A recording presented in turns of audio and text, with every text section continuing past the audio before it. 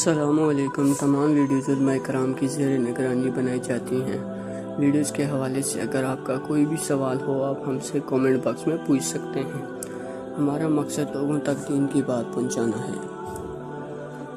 میں اپنے تمام انڈین دوستوں اور پاکستانی دوستوں کا شکریہ ادا کرنا چاہتا ہوں جو میری ویڈیوز کو دیکھتے ہیں، لیکن انڈیا سے جو دوست ہیں وہ میرے چینل کو سبسکرائب نہیں کر رہے۔ اگر آپ کو میری ویڈیوز پسند ہیں تو چینل کو ضرور سبسکرائب کریں۔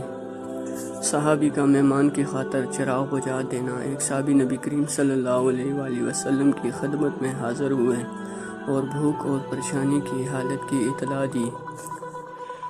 نبی کریم صلی اللہ علیہ وآلہ وسلم نے اپنے گھروں میں آدمی بھیجے، کہیں کچھ نہ ملا تو نبی کریم صلی اللہ علیہ وآلہ وسلم نے صحابہ رضی اللہ تعالیٰ عنہ سے فرمایا کہ کوئی شخص ہے جو ان کی ایک رات کی مہمانی قبول کرے۔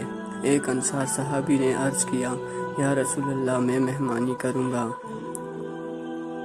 ان کو گھر لے گئے اور بیوی سے فرمایا کہ یہ نبی کریم صلی اللہ علیہ وآلہ وسلم کے مہمان ہیں، جو اکرام کر سکے اس میں قصر نہ کرنا اور کوئی چیز چھپا کر نہ رکھنا۔ بیوی نے کہا، خدا کی قسم، بچوں کے قابل کچھ تھوڑا رکھا ہے اور کچھ گھر میں نہیں ہے۔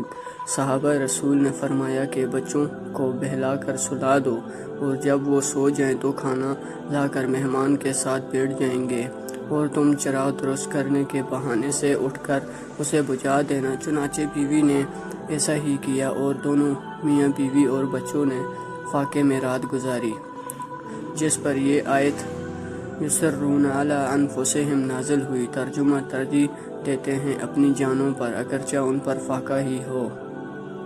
تشریح: صحابہ رضی اللہ تعالیٰ عنہ کی نبی کریم صلی اللہ علیہ وآلہ وسلم سے محبت۔ نبی کریم صلی اللہ علیہ وآلہ وسلم کی محبت میں رات فاقے میں گزاری۔